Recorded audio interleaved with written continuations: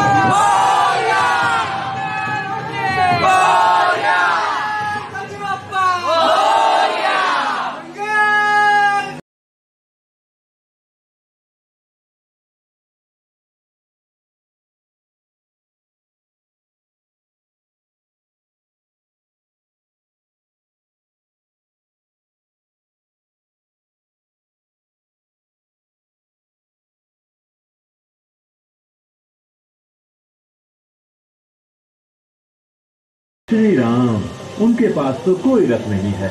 हम क्या कर सकते हैं? आप उनके लिए अपना दिव्य शक्तिशाली रथ भेज सकते हैं। हाँ, सामने एक ही मार्ग बचा था, स्वयं हमसे लड़ने का। वो भी शिव जी का महाभक्त था और स्वयं शिव जी ने उसे कई शक्तियां प्रदान की थी।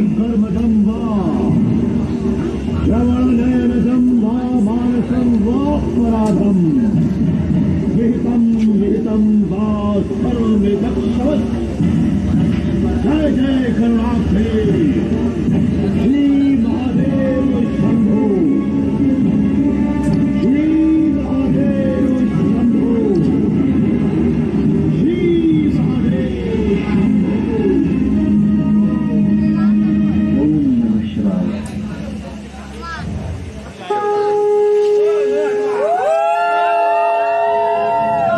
अंतिम मात्र में शुरू किया। वर्षों की तपस्या से मिले वरदान और मायावी शक्तियों के बल पर रावण विजय का डंका सुनने को तैयार था, पर अचानक वो देखिए प्रभु। जय श्री राम, जय श्री राम। इंद्रदेव ने अपनी शुभकामनाएं और अपनी दैवी शक्तियों वाले एक रथ को भेजा है। इस पर सवार होने की कृपा कीजिए प्रभु। मैं इंद्रदेव के उपकार कभी नहीं भूलूंगा।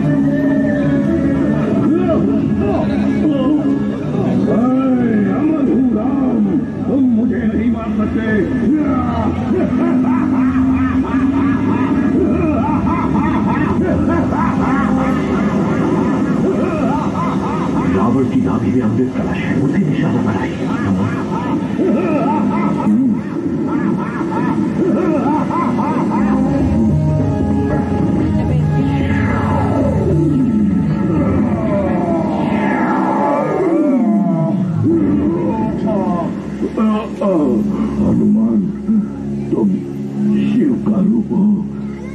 मैं तुम्हें क्यों न पहचान सका। श्री राम, आप विष्णु के अवतार हो, मुझे क्षमा करना।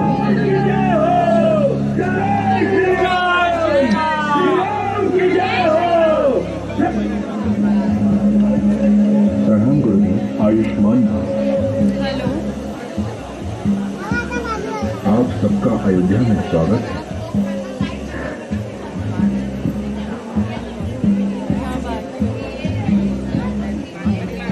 सभी अयोध्या वासियों को मेरा प्रणाम। एक मिनट, थोड़ा ऐसा करोगे? प्रभु श्री राम के लौटने की खुशी में लोगों ने उत्सव मनाया। अंधेरे का साम्राज्य नष्ट हुआ था। उस रात संसार की पहली दीपावली मनाई गई, क्योंकि सबके प्रिय श्री राम ने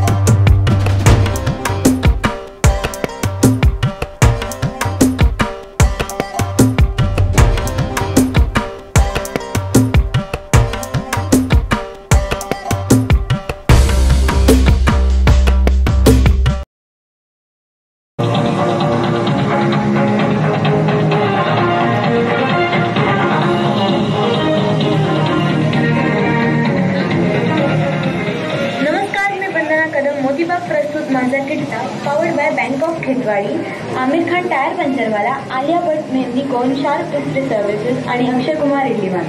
खरं तर बॉलिवूडचे चित्रपट चालत नसल्याने या सगळ्यांनी आपापले नवीन धंदे सुरू केले आहेत. नेहमीप्रमाणे आपल्या किट्ट्यावर आजही मान्यवर येणार आहेत आपल्याशी गप्पा मारायला. मी सरांना सांगते गप्पा सुरू करायला. खरं तर वंदना, आज आपल्या किट्टाचा तोच विषय आहे. बॉलिवूडचे चित्रपट चालत नाही, पण साऊथचे चित्रपट चालतात. आणि त्यातल्या त्यात ह्या वर्षीचा सगळ्यात हिट चित्रपट पुष्पा. पण समजा हा चित्रपट महाराष्ट्रावर आधारित असता तर त्याची कथा काय असती? काय सांगशील वंदना? तर हा चित्रपट कर्नाटकातल्या जंगलातील चंदन तस्करीवर आधारित होता. पण हा चित्रपट जर महाराष्ट्रावर आधारित असता तर लाल चंदन नाही, तर कोणते तरी खेळ व उत्सवावर असता. कदाचित दहीहंडीवर सुद्धा आधारित असता. मग वंदना, आज आपण एक दहीहंडी बांधूया आणि पुष्पा सिनेमाच्या पात्रांना बोलवूया. चला तर मग आपण आपल्या पहिल्या मान्यवरांना बोलवूया. मंगल सेनू.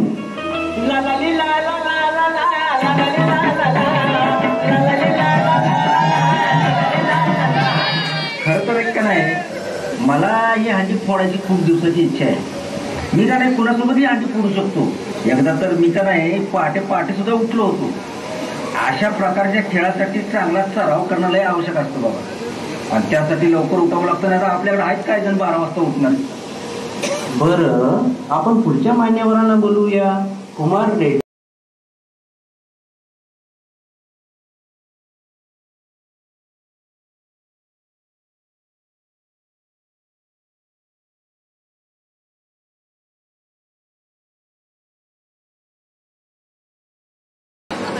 मी तुम्हाला बोललो होतो हंडी फोडायला पुन्हा मीच येईल, आणि मी आलो. आता ही हंडी मीच फोडणार. मला असं विचारायचं होतं, तुमच्याकडे हंडी फोडायला पुरेसा गोळा नाही, मग तुमची मुलं साहेब ही हंडी कशी फोडणार? त्याच्यामध्ये असं आहे, हंडीचा सराव आम्ही मुलांसोबत केला होता, त्याच्यामुळे त्यांच्या साथीनं ही हंडी मी फोडणार. तर ह्यांचे मित्र मुरुगन आपल्या सोबत फेसबुक लाईव्ह द्वारे जोडले गेले आहेत.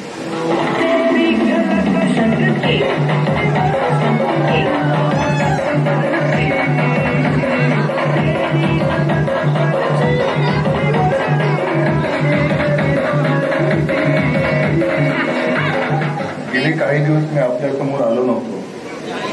आता ही हंडी ही हंडी आहे ती आपल्याला फोडायची आहे, किंबहुना ती आपल्याला फोडलीच पाहिजे. आपल्याला एकत्र ही हंडी फोडायची आहे. हंडी आपल्याला फोडणार नाही.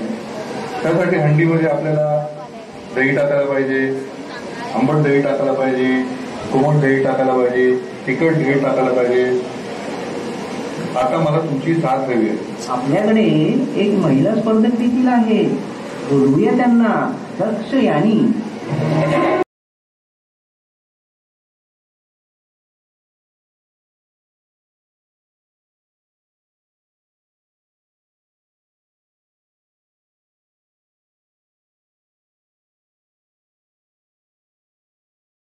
हे बघा, मला हंडी फोडायची आहे, पण मी इथे नाही फोडणार. सध्या मुलगा लोणावळ्यात आहे, तेव्हा मी लोणावळ्यात जाऊनच हंडी फोडणार. तर आपण पुढच्या मान्यवरांना बोलवूया. जॉली रेड्डी.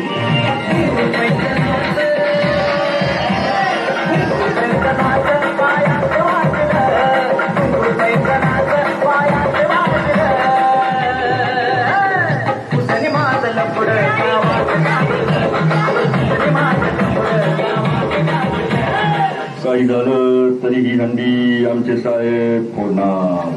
तुम्ही बेडी लावा, काळी लावा, शिडी लावा, पण ही हंडी आमचे साहेब फोडणार.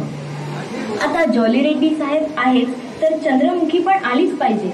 बोलवूया मग चंद्रमुखीला.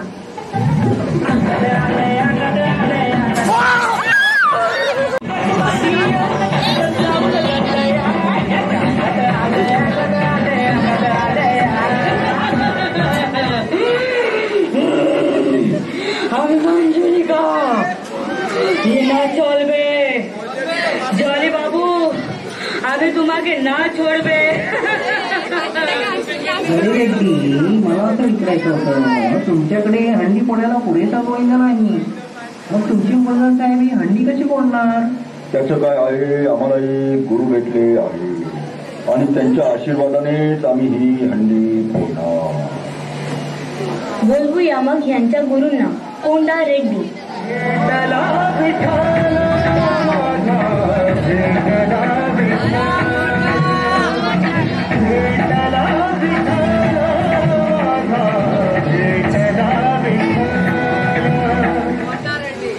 मी माझ्या जीवनात सण साजरे करत असताना असे कितीतरी प्रकारच्या हंड्या मी बघितल्यात आणि बांधल्यात आणि फोडल्यात देखील.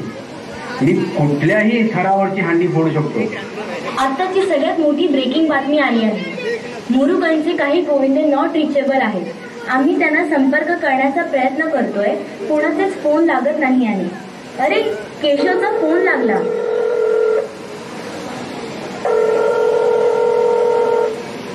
अहो केशव, कुठे आहात तुम्ही? अभी मैं हैदराबाद में है. क्या चार मीनारा है, क्या बिरयानी है, मौसम बोले तो एकदम ओके. काय झाडे, काय डोंगर, काय होते, सारंगपूरमध्ये आहे. काय झाडे, काय डोंगर, काय होते, सारंगपूरमध्ये आहे. अरे बापरे, आता ही हंडी कोण फोडणार बरं? मैं फोड़ेगा ये हंडी, फोड़ेगा ये हंडी.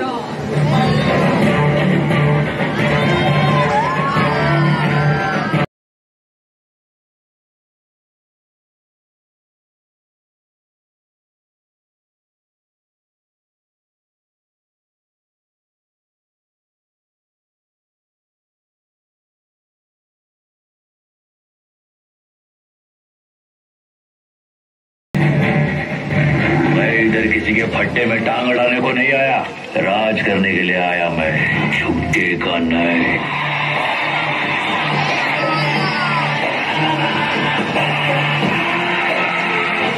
तर गणेश भक्तांनो, या सगळ्यांकडून आपलं मनोरंजन असंच होणार आणि आपण गाडीचे पायदान आणि प्लॅटफॉर्मची उंची इथेच लक्ष द्या.